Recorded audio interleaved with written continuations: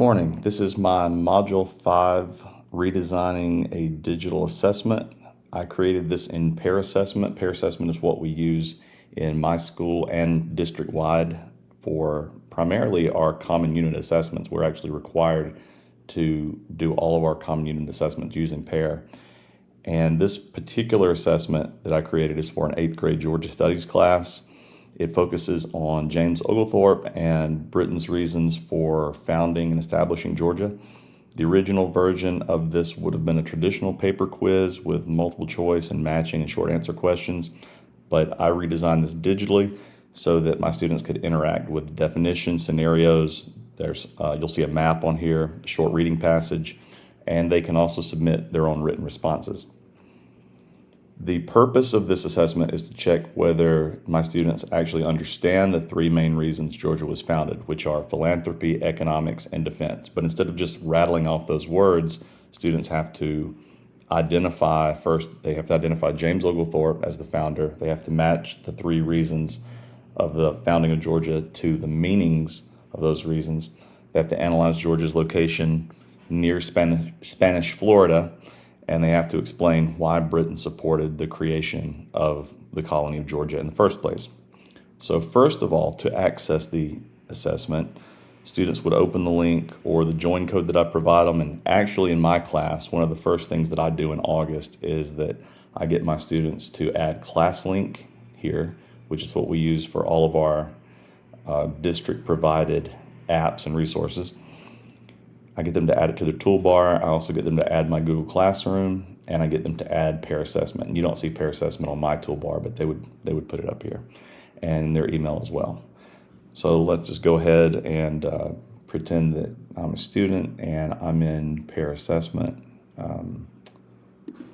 They would first go to ClassLink to access it, and they would click Pair Assessment. And here is the assessment that I created for this assignment. We're going to go to View as Student.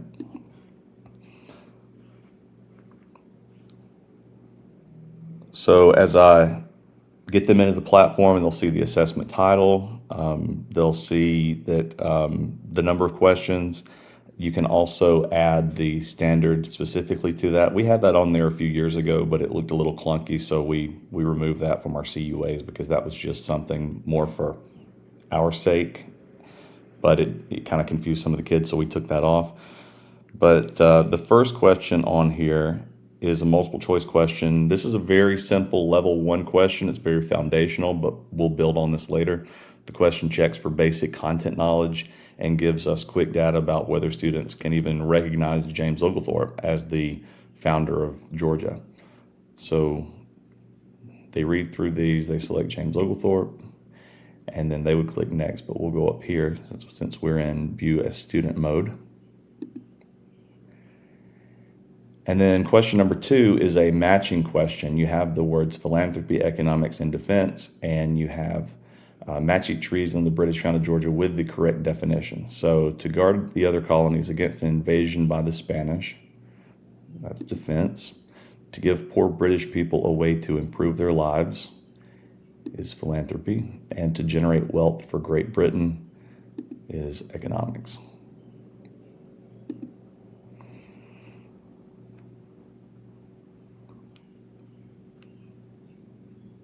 The third question uses a map of colonial Georgia, South Carolina, and Spanish Florida. Students would look at this map and explain why the British would want a colony located between South Carolina and Florida. And this helps them understand the defense reason in a visual way. Instead of just memorizing that Georgia was a buffer colony, they can actually see why the location mattered. And actually, when I teach this part, defense, I actually take the map on my smartboard and I draw X's and O's like it's a football play. And I even get the kids to come up to the front of the room and reenact it. I play the part of the Spanish, and they physically block me from being able to get to the other colonies. And on this one, I have it set up as a free response. So it says, why do you think the British wanted to make another colony between South Carolina when they'd already successfully settled, which they'd already successfully settled, and Spanish Florida. And I'll just say, to protect the other British colonies from a possible Spanish invasion.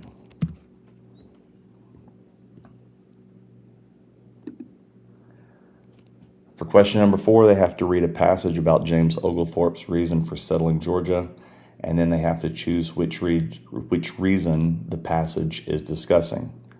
So this goes into a good bit of detail about Oglethorpe's friend who was thrown into a debtor's prison in England, and that Oglethorpe wanted to provide an opportunity for poor debtors to start a new life as farmers in a new colony. And this matches up with philanthropy. For this one, I'm going to choose economics. I'm going to choose the wrong answer because I want to be able to show you what it gives you on the teacher end after this.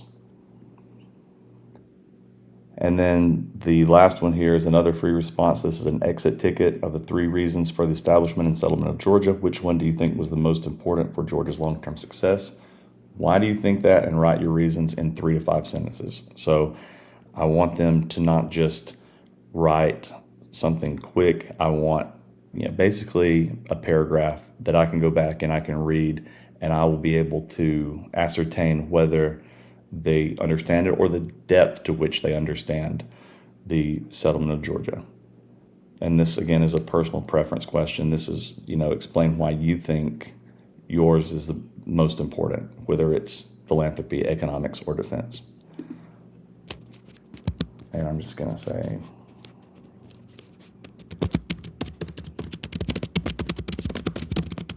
economics, because they needed to make wealth for the mother country. And then when they're done with the entire assessment, they would click submit. And it says one last step, make sure all the questions have been answered. And once the questions have been answered, I can go back and I can review them all if I'm a student before I finally submit. So it will also let me know if I skipped anything or if I need to go back and review anything.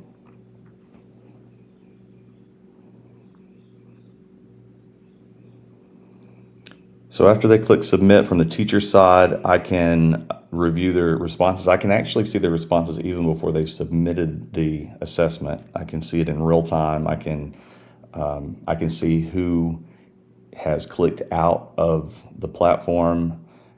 I can see who's guessing. If they're just hopping through questions, it'll let me know that a percentage of their assessment, they're just kind of blowing through it, not really paying attention, and I can use that to redirect them if necessary.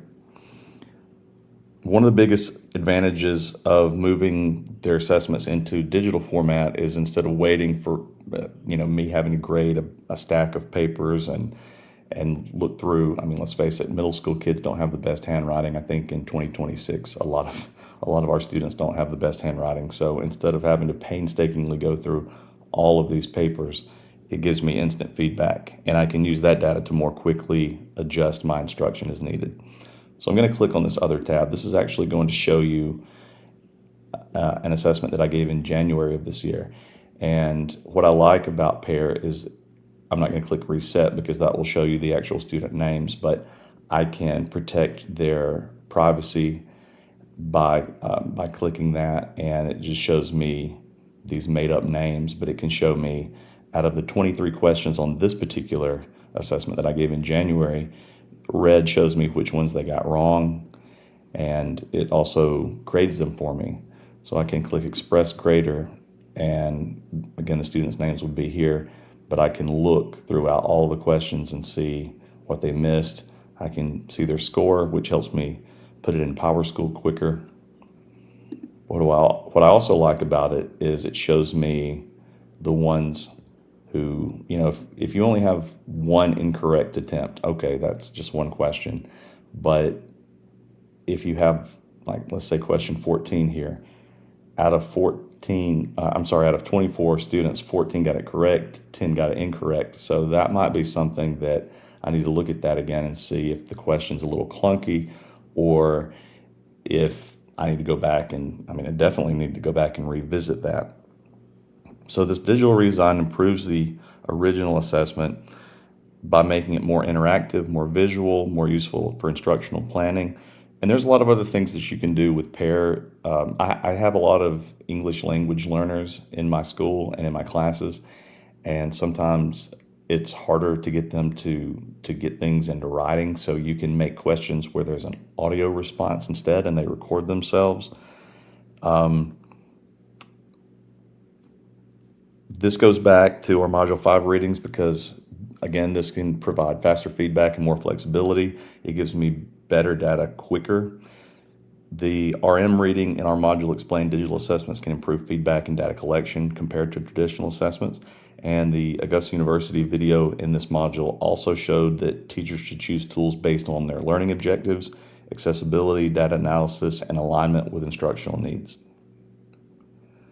So overall, digital redesign improves the original assessment because it makes it more interactive, more visual, and on our end, more useful for instructional planning. Our students aren't just answering basic multiple choice questions, they're matching concepts, they're applying scenarios, they're analyzing maps, they're reading short passages, and they're explaining in their own thinking, in their own writing. The digital format also helps me provide feedback and use the results to decide what needs to happen next in my instruction.